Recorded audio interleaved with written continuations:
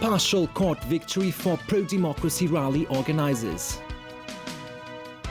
Suspended sentence for senior who stole 6 grand off street.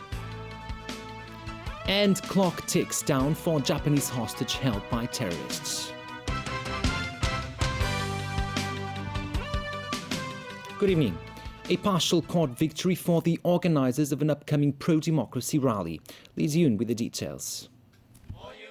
The Civil Human Rights Front earlier blasted the police for what it called unreasonable conditions imposed on Sunday's rally in its letter of no objection. The group lodged an appeal with the Appeal Board on public meetings and processions. In the original version of the letter, it was stated that the organisers shall make best endeavours to assist the police in maintaining order, for example, to help protesters disperse in an orderly manner.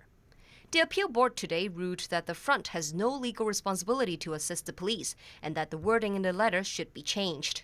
Still, the police welcomed the decision. Although there are some wording we need to clarify with the Appeal Board, but the ruling showed that for public order and public safety, it is appropriate for the police to impose conditions for a public order event. The Civil Human Rights Front also agrees with the ruling. We are satisfied for today's judgment because the committees has specifically here indicate that the organizer, the Civil Human Rights Fund, doesn't have any responsibility to help the police. It is the responsibility of the police to maintain order, but not the organizer. The group had also demanded that the police open up all 6 lanes on Hennessy Road and 2 pedestrian crossings on Yewall Street and Patterson Street in Causeway Bay.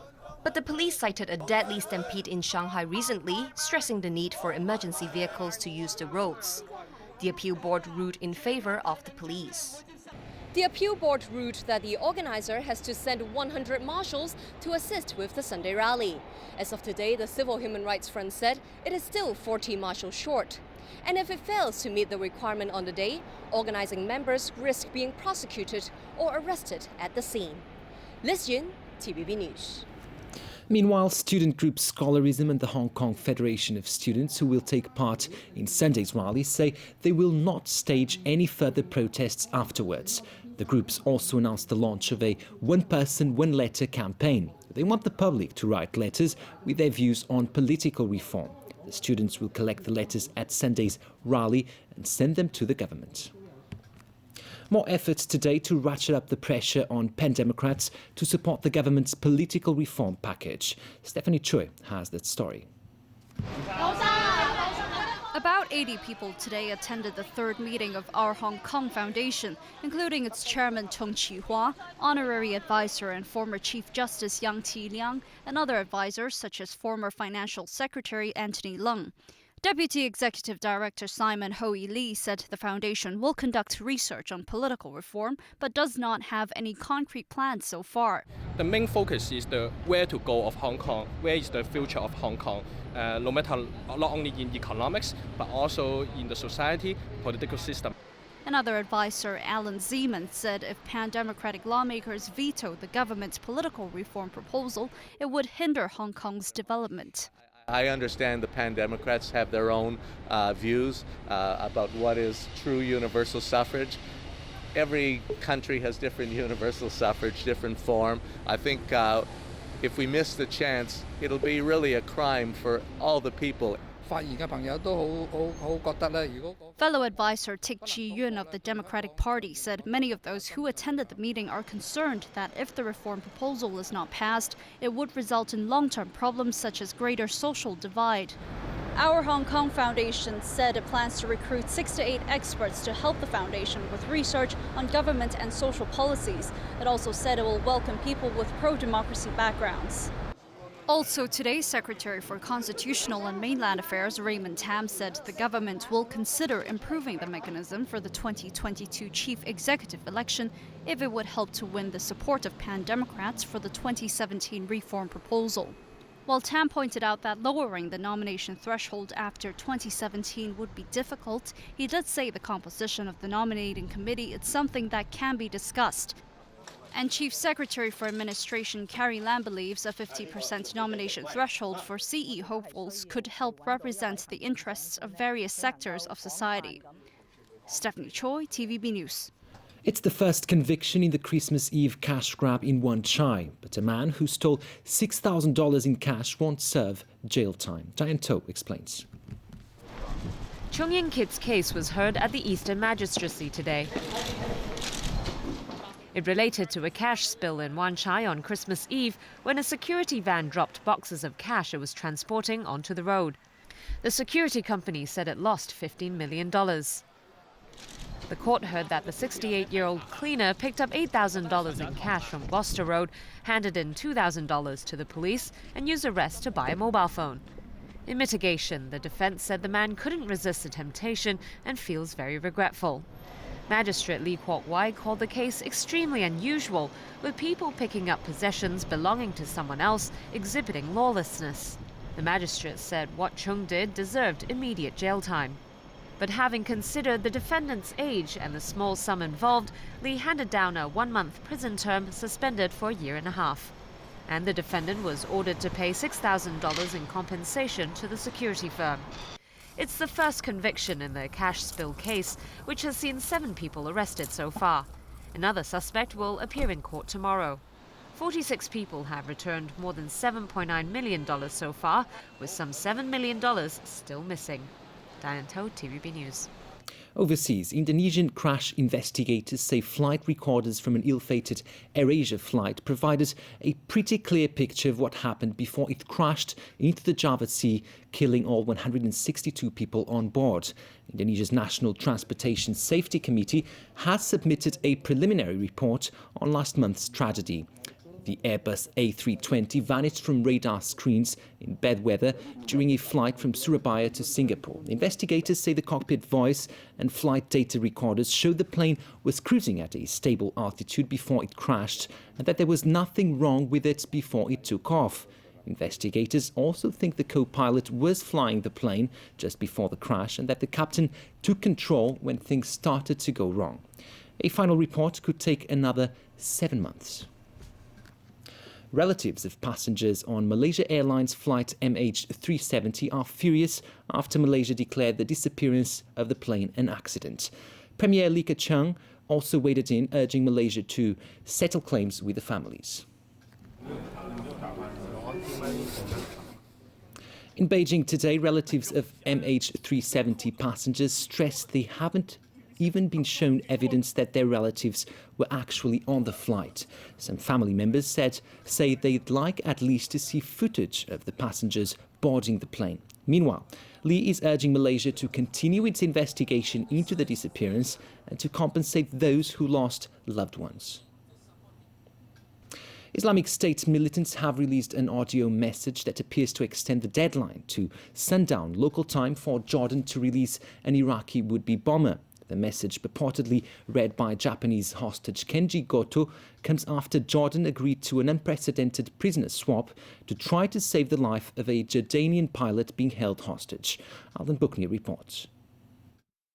If Sajida al-Rishawi is not ready for exchange for my life at the Turkish border, by Thursday sunset 29th of January, Mosul time, the Jordanian pilot Muaz al-Kasasba will be killed immediately. The message left it unclear if both hostages would be included in the prisoner swap.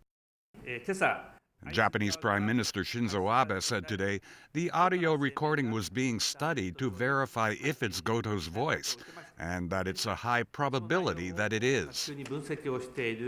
He reiterated his condemnation of the hostage-taking, describing it as a heinous terrorist act.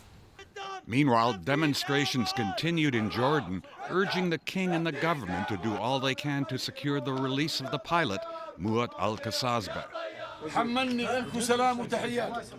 Speaking after a meeting with King Abdullah, the pilot's father told supporters the monarch had reassured him and his wife that, God willing, everything would be fine. The unprecedented swap would go against Jordan's policy of not negotiating with terrorists. The subject also came up in Washington, which has a similar non-negotiation policy. A White House spokesman was asked what made this prisoner exchange any different than the one the U.S. made with the Taliban last year. That involved 5 prisoners being released from Guantanamo Bay in exchange for the return of U.S. Army Sergeant Bo Bergdahl.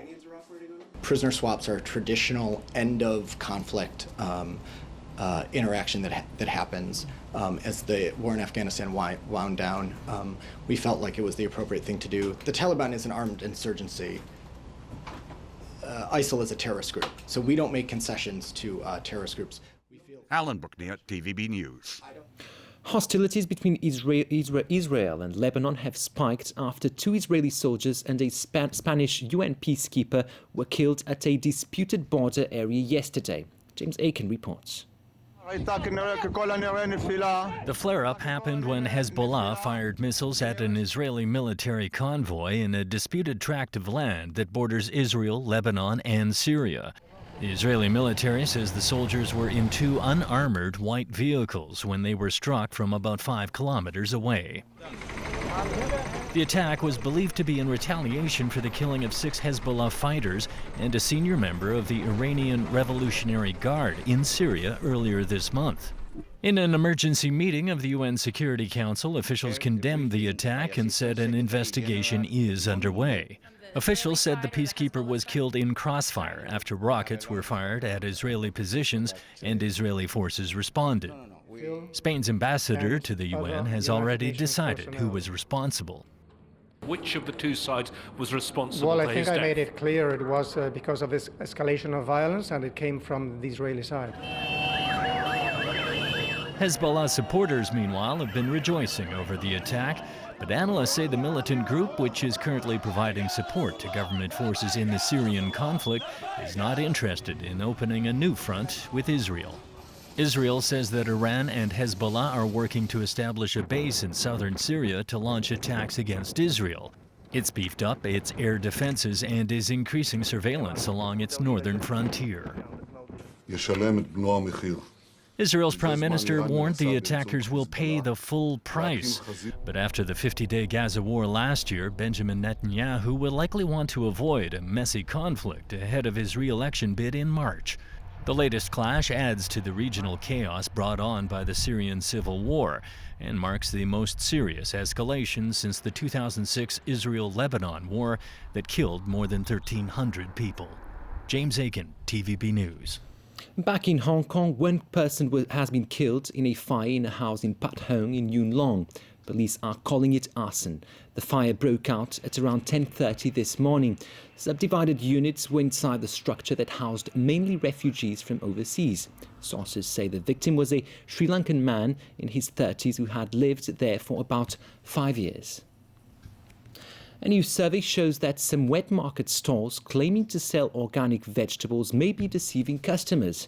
Apart from failing to display any labels or certificates, in at least 1 case, a stall was found to be mixing certified organic veggies with non-certified ones. Baptist University's Hong Kong Organic Resource Centre, or HKORC, visited 425 stores across the territory. 51 of them claimed to be selling organic produce, but failed to show any valid label or certificate. The problem is particularly common in the Northern District, but wet markets in the southern Tsuen Wan and eastern districts were also found to be black spots. And it doesn't stop there. In Sha Tin, a wet market store claimed to sell only organic vegetables from a farm certified by the HKORC. After close inspection, however, the centre found that the stall owner was mixing certified organic vegetables with non-certified ones. The case has been referred to the Customs and Excise Department, and the store owner could face prosecution under the Trade Descriptions Ordinance. They need to know how to buy genuine organic. The first easiest way to do it is to find whether they got a certificate. They mean organic certificate to show that this is genuine organic, and then whether they got an organic label. If they have it, you can confidently buy these are genuine organic. The Hong Kong Organic Resource Centre says the price for most locally certified organic produce is $50 or above per kilo, and it warns customers